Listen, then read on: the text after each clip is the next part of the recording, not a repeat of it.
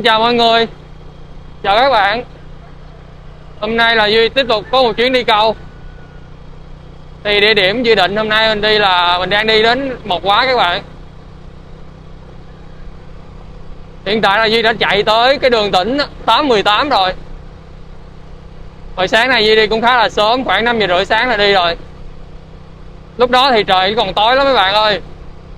Và lạnh quá, nói chuyện cũng không nổi luôn. Trời lạnh cái cổ họng mình nó cũng hơi khô á. Nói chuyện nghe nó cũng không rõ nữa. Thì cái đường tỉnh 818 mà Duy đang đi á là Duy sẽ đi về Đức Huệ nha các bạn. Về xã Bình Thạnh của huyện Đức Huệ. Thì hồi nãy ở Đức Hòa thì giờ mình có ghé mua cơm trưa rồi. Tại vì mình sợ lên cái khu vực mà mình câu á nó vắng, không có ai bán đồ ăn hết,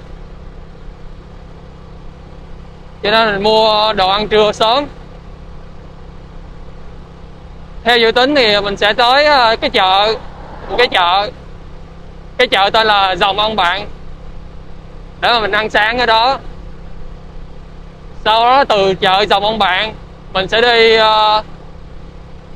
mình sẽ quẹo vô đi cái đường biên giới các bạn. Đi cái đường biên giới,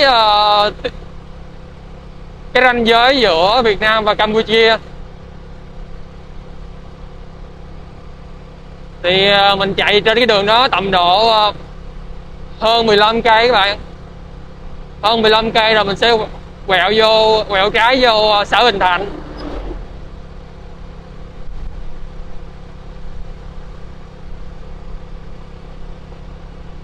Thì sau khi vô xã Bình Thạnh đó, thì mình bắt đầu mới đi tìm điểm câu nha các bạn.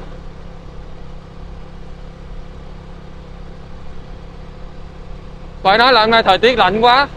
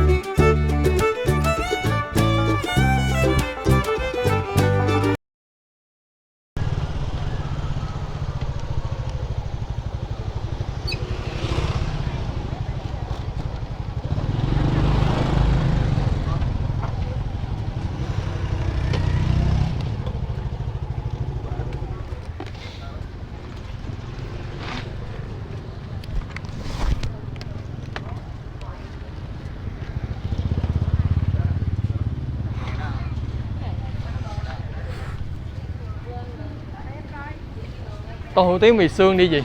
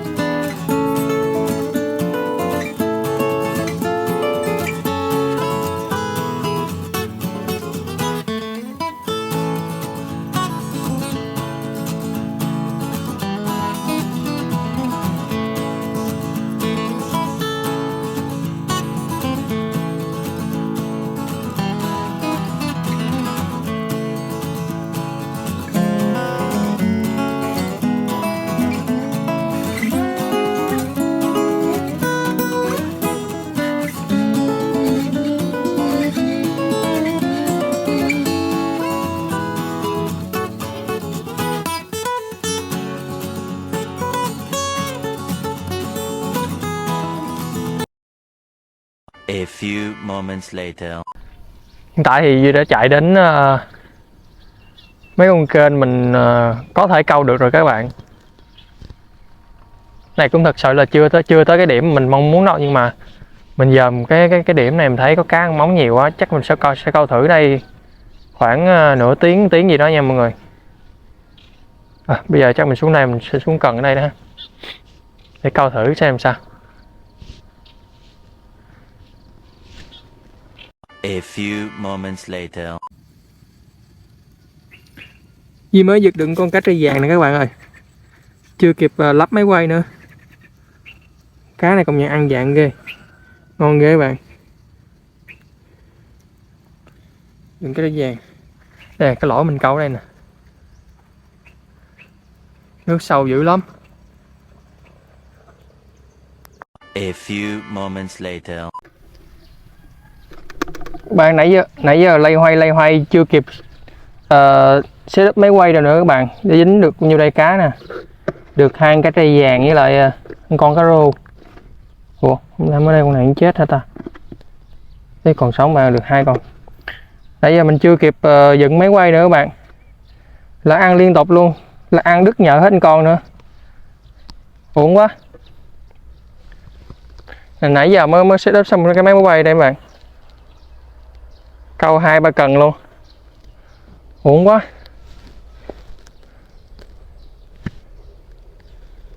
Mới vừa xuống ăn nhanh quá mình làm không kịp các bạn ơi.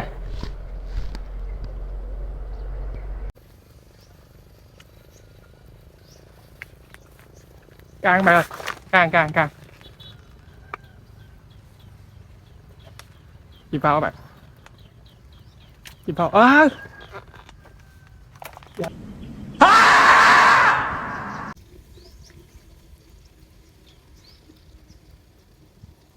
càng bạn ơi, mày chìm phao hả? Chính ra bạn ơi, cái cây vàng tiếp, đã quá, cái cây vàng tiếp bạn ơi, đã quá. Này cũng nhỏ, không bự luôn, cá này nhỏ.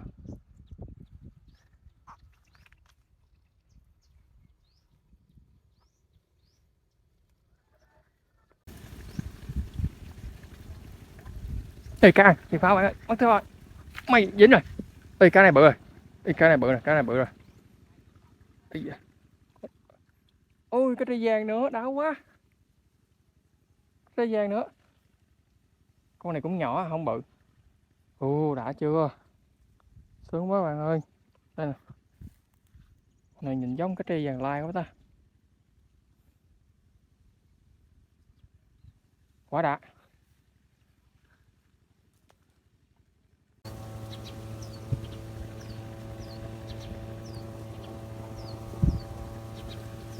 Con gì giờ nó ăn cái phao hết hồn luôn.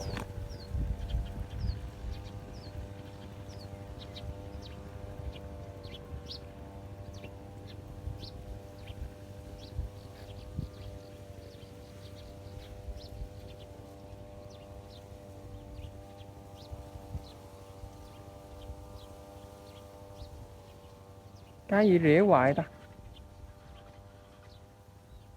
Ê chìm phao bạn ơi, dính rồi, dính rồi. Cái gì đây? Cái cây nhỏ xíu à, cái vàng nhỏ xíu à. Ăn chú, cái vàng nhỏ nhỏ vậy quá trời. Cái vàng nhỏ vậy nè. Bớt rồi. Hả? Bớt rồi. Chú đi con làm được 2 con. Đây câu ngon rồi, câu đi chú ơi.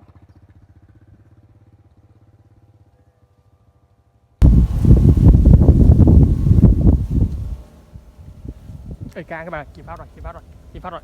Dính nè, xảy rồi.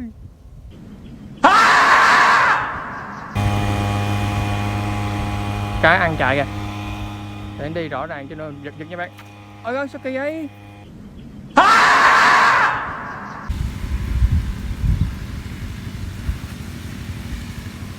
Can bạn ơi.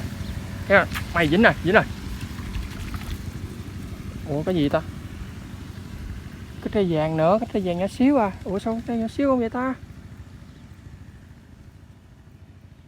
Thôi, bắt luôn quá.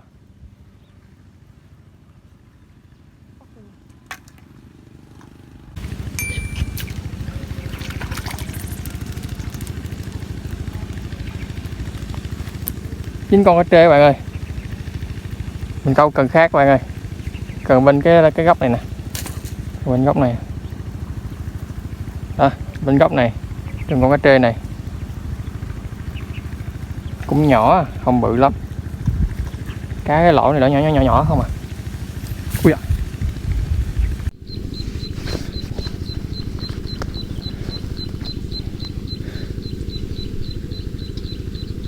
Bây giờ là 12 giờ 18 rồi các bạn ơi. Tới giờ ăn cơm trưa rồi. Ông bà mình có câu là có thực mới vực được đạo nha các bạn.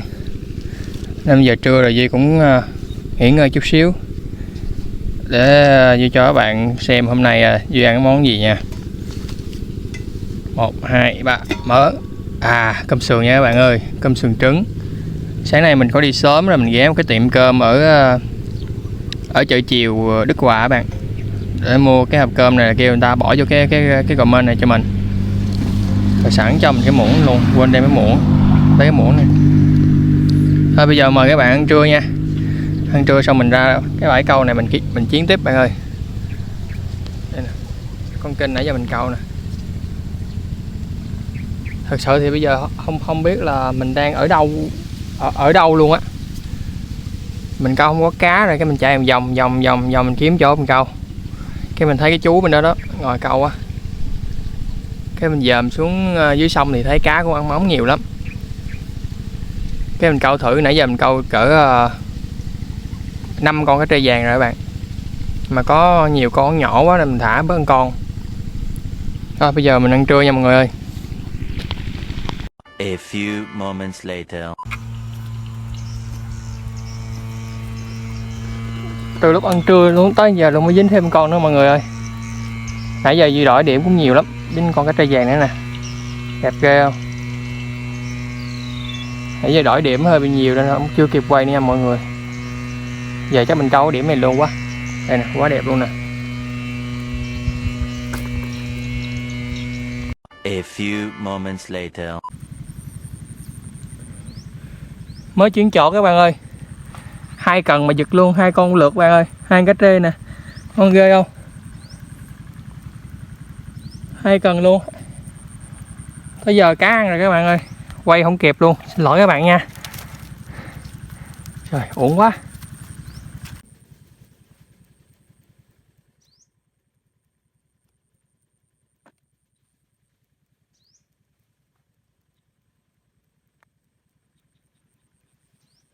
Cá ăn các bạn ơi.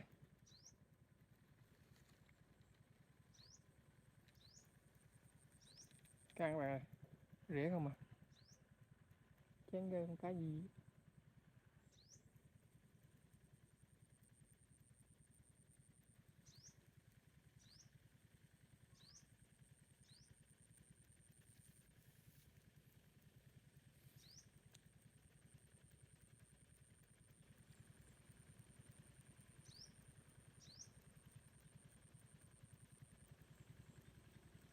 Chìm phao nè, dính rồi các bạn ơi.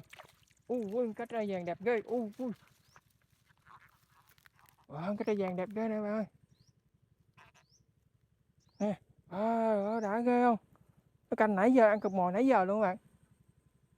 Công nhận mình cũng kiên trì với nó thiệt chứ. Cái bụng ra chà bá luôn. Cá ngon ghê các bạn ơi.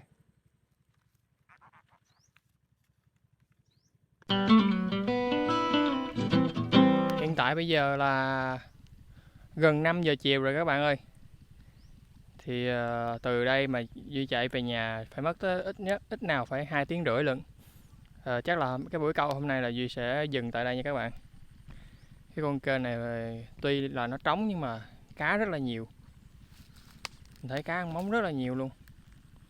Mà có điều là nông dân là người ta đang bơm nước từ ở bên ruộng qua bên kênh này các bạn.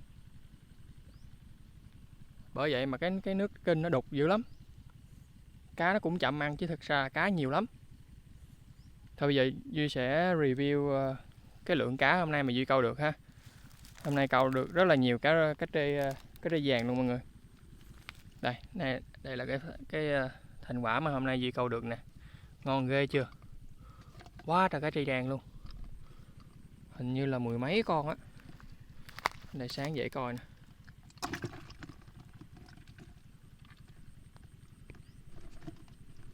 Quá trời. Này là hơn chắc hơn 1,5 kg cá nha mọi người. Hôm nay là cái ngày tương đối là mình đi câu thành công á. Rồi, video của Duy đến đây là kết thúc nha mọi người. Hẹn gặp mọi người và các bạn ở cái video kế tiếp nha. Xin chào và hẹn gặp lại nha.